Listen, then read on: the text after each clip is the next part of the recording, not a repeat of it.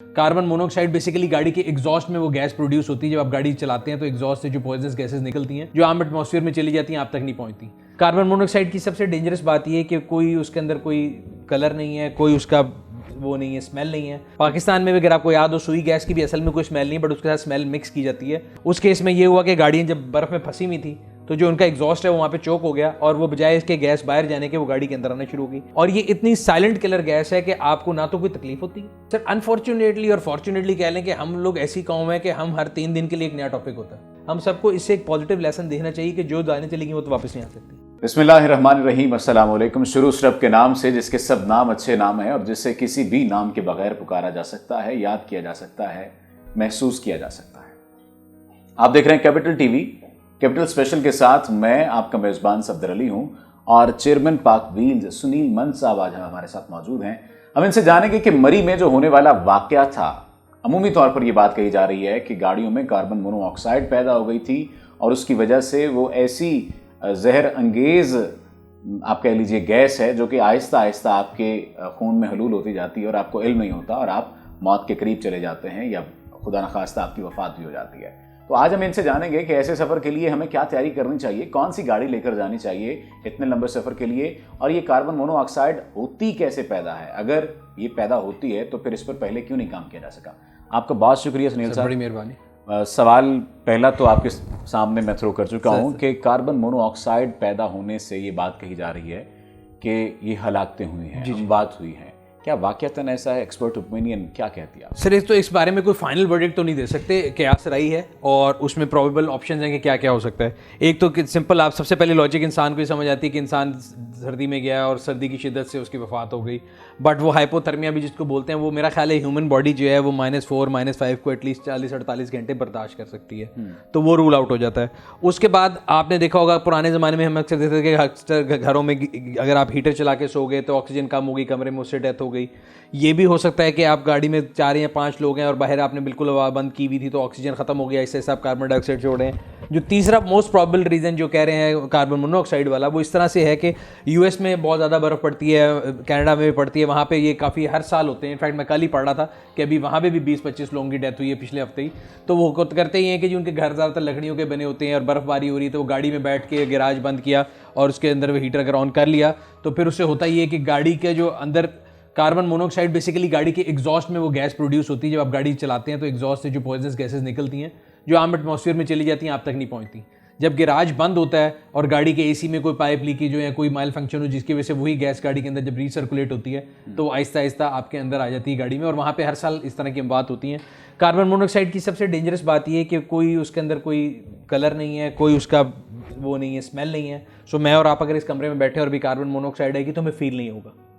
पाकिस्तान में भी अगर आपको याद हो, सुई गैस की भी असल में कोई स्मेल नहीं, बट उसके साथ स्मेल मिक्स की जाती है ताकि जब हम घरों में जाते हैं कभी गैस लीक हो रही है हमें एक स्मेल आती है जो कि हमें बड़ी उसकी आदत है, हम ये कहते हैं सुई गैस की। वो सुई गैस की स्मेल नहीं है बट उसके साथ मिक्स की जाती है ताकि मुझे और आपको पता लग जाए। अब कार्बन मोनोऑक्साइड गाड़ी के एग्जॉस्ट से निकलती है, उस केस में भी ज़्यादातर ये हुआ जिस तरह बंद कमरे में था या बंद उसमें होता है गैराज में, उस केस में ये हुआ कि गाड़ियाँ जब बर्फ़ में फंसी हुई थी तो जो उनका एग्जॉस्ट है वो वहाँ पे चोक हो गया और वो बजाय इसके गैस बाहर जाने के वो गाड़ी के अंदर आना शुरू हो गई। और ये इतनी साइलेंट किलर गैस है कि आपको ना तो कोई तकलीफ होती है, ना ही आपको सांस लेने में दुश्वारी होती है, नहीं उखड़ता, कुछ भी नहीं होता। आप विद इन उसका मैं कल एक वीडियो देखता कि 1.5 मिनट के अंदर आप बिल्कुल जो है ना एक हेल्दी आदमी से एक्सपायर हो जाते हैं और आपको जिसे कहते हैं ना नाना खासा बिल्कुल बगैर तकलीफ वाली वो मौत आपको लगती है कि उसमें कोई आपको हिचकिचाहट नहीं है, कोई आपको अनईजीनेस नहीं है, लॉस्ट ऑफ ब्रीथ भी नहीं है, आप आहिस्ता आहिस्ता अनकॉन्शियस होते हैं और आप चले जाते हैं इस तरह। ओके, ये बहुत बड़ा मसला है। इसे कैसे कैटर कैसे करें, जाने कैसे कैटर सर ऐसे करें? देखिए एजुकेशन की बात है सर, मैं आपको बता रहा हूँ यूएस में, कनाडा में, जहाँ जहाँ बर्फ़ पड़ती है वहाँ पे एक नोन फैक्ट है, अगर आप अभी गूगल कर लें तो आपको समझ आ जाएगा क्या है। हमारे यहाँ पे तो मतलब जिन पहले दिन आधे लोग अपनी तरफ से गैस मार रहे थे, कोई कुछ कह रहा था, कोई कुछ कह रहा था, कोई कहता जी सर्दी से हो गई। Then I read about it कि हाइपोथर्मिया जो है वो इतनी जल्दी नहीं हो सकता। आप ह्यूमन बॉडी अल्लाह मियां ने ऐसी बनाई है, हमारी ऐसी मुदाफ़ियत पैदा की है हमारे अंदर कि हम अगर कहीं भी जाएंगे एक्सट्रीम से एक्सट्रीम टेम्परेचर में हमारी बॉडी एडजस्ट करना शुरू कर देती है और बहुत ज़्यादा लड़ने के बाद आप गिव अप करते हैं। इस केस में मुझे लगता है कि बेहतरी ये हो सकती थी, एक तो देखें जिस तरह अगर फॉग होती है मोटरवे बंद हो जाती है तो जो एडमिनिस्ट्रेशन है उसका काम ये है कि अगर वो आप कह रहे हैं कि जी वहाँ पे 50,000 की जो एल से कैपेसिटी थी वहाँ लाख बंदा आ गया तो आप रोक देते। एंट्री पॉइंट आपके कंट्रोल में है। सेकेंडली आप ट्रैफिक को बेटर मैनेज कर सकते थे, ट्रैफिक जैम ना होती, वो लोग वहीं पे गाड़ियों में ना सोते। तीसरा आप लोगों को एजुकेट कर सकते थे, उसके लिए आपको खुद पता होना जरूरी है, बिल्कुल ठीक। खुद किसी को नहीं पता था। अब ये है कि जैसे कहते हैं ना कि हमारे मुल्क में हर चीज़ हम गलत तरीके से सीखते हैं, हम बाद में रिएक्टिव अप्रोच है, प्रोएक्टिव के बजाय। गाड़ियों के एक्सीडेंट होते हैं, फिर हम एयर बैग के बारे में ववेला करते हैं, या इस तरह भी खुदा ना खास्ता 34-35 जाने ज़ाया हो गई हैं, तो उसके बाद अब हमें ये इस बारे में हो गया। तो मेरा ख्याल है कि लोगों के अंदर ये अवेयरनेस क्रिएट होगी। आपकी वीडियो का और हमारी भी वीडियोस का मकसद ये है कि हम किसी को क्रिटिसाइज़ नहीं करेंगे, गवर्नमेंट का रोल था, किसी शख्स का रोल था, ये एक नेचुरल फिनोमिना था, इसके अंदर ये चीज़ें हो सकती थी।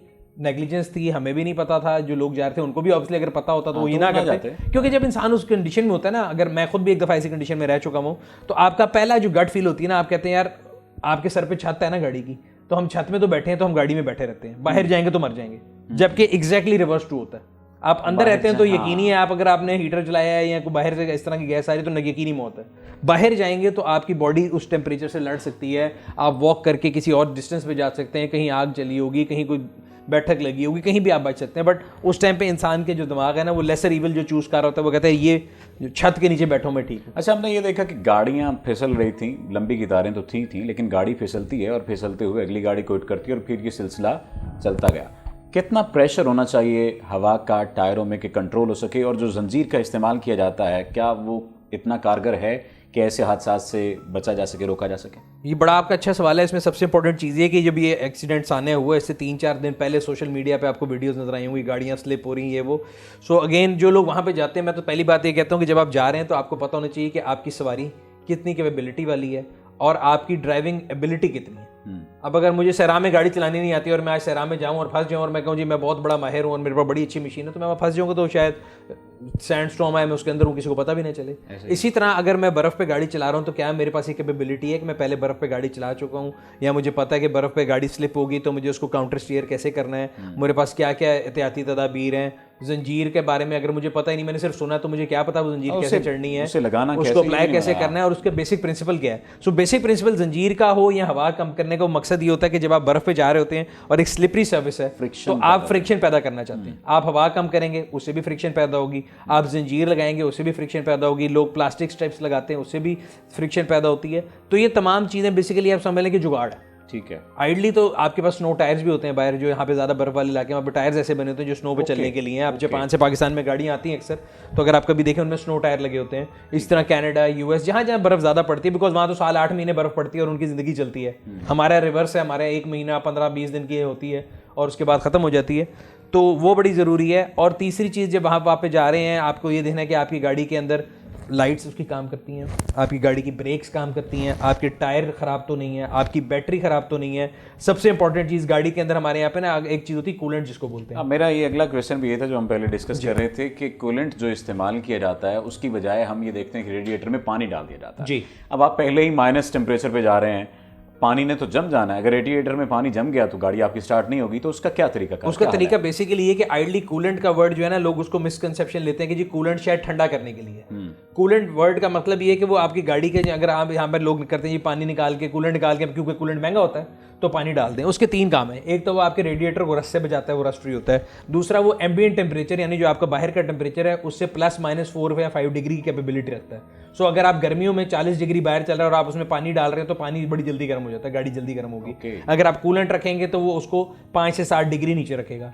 रिवर्स इज ट्रू अगर आप सर्दी में चले जाते हैं। सो जिस तरह आप बात कर रहे थे कि अगर आप नुक्ता जमात से नीचे है तो बर्फबारी हो रही है ना, सो आप वहाँ पानी का ग्लास रखेंगे वो भी जम जाएगा। सो रेडिएटर में जो पानी वो भी जम जाएगा। अगर गाड़ी एक दफ़ा स्टार्ट है तो वो गर्म है, जो ही वो गलती से भी बंद हुई, आपने बंद की, जब आपने दोबारा स्टार्ट की उसने नहीं होना, बिकॉज वो जम गया है।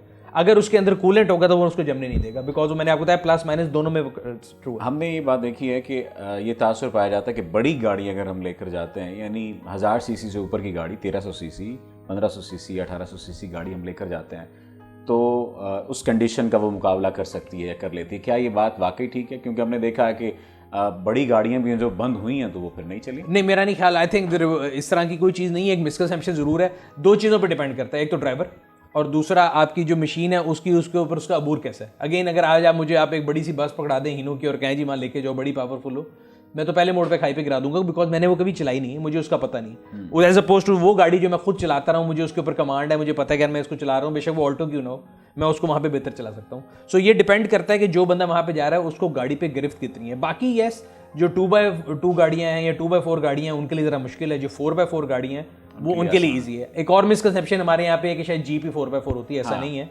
अगेन, आप जिन मुल्कों में बर्फबारी पड़ती है वहाँ पे छोटी गाड़ियाँ, हैचबैक्स भी 4x4 हैं। हमारे मुल्क में जो जापान से गाड़ियाँ आती हैं उनमें 660 सीसी गाड़ी में 4x4 भी होता है, जो हमारे मुल्क में पसंद नहीं किया जाता कि जी फ्यूल एवरेज बुरी होगी। इसी तरह आपके पास टोयोटा एक्सियो आती है, उसके अंदर भी 4x4 आती है, मार्क एक्स में भी आती है, एकॉर्ड में भी आती है, होस्ट ऑफ अदर कार जो कि बाहर जो उनकी डोमेस्टिक मॉडल हैं जहाँ बर्फबारी होती है वहाँ 4 व्हील आती है। हमारे यहाँ पे कॉन्सेप्ट ये कि jeep is equal to 4x4, वो भी गलत है। बट अगेन वही बात है कि सारी चीज़ें बेशक आपको 4x4 ऑल टाइम 4x4 दे दीजिए और अगर आपको चलानी नहीं आती आप कुछ नहीं कर सकते। तो ये दोनों का कम्बिनेशन है, ड्राइवर भी और गाड़ी भी। हमने अब तक कमोवेश तमाम वो सवालात का जवाब हमने आपसे तलाशने की कोशिश की है जो कि सोशल मीडिया पर भी जिसकी बात की जा रही है और हमारे घरों में भी बात की जा रही है। इस पर क्या कहेंगे कि ये जो वाक़या पेश आया और इस वाक़े के बाद हमारा अवामी रद्द-ए-अमल था, क्या आप समझते हैं कि हम इससे कुछ समझेंगे और हमें इससे क्या समझना चाहिए? सर, अनफॉर्चुनेटली और फॉर्चुनेटली कह लें कि हम लोग ऐसी कौम है कि हम हर 3 दिन के लिए एक नया टॉपिक होता है। चौथे दिन लोगों की मेमोरी और जो है ना रैम ख़त्म हो जाती है और एक डिफरेंट एक गेम शुरू हो जाती है। मैं अब मीडिया पे उस दिन से देख रहा हूँ, जिसकी आप बात सुन लें वो एक क्रेडिट गेम चली हुई है या हर बंदे को एक लेना है कि जी मैंने सही किया है। पुलिस वाला छतरी लेके खड़ा होगा कि जी अवाम बुरे हैं, हम इन्हें मना कर रहे थे। अवाम कहेंगे जी हम यहाँ जा रहे थे, इन्होंने हमें पूछा नहीं। वो कोई कहेगा जी मरी के अवाम लूट रहे, मरी के अवाम लूट रहे थे, 500 रुपए का चाय दे रहे थे, 20 रुपए का अंडा, पता नहीं क्या क्या बातें। पॉइंट ये कि यार जो जिस्ट ऑफ द मैटर है उसको समझने की कोशिश करें। हम एक हजूम से एक कौम बन जाए। सड़क ब्लॉक किसने की थी? अवाम ने खड़ी की गाड़ियाँ।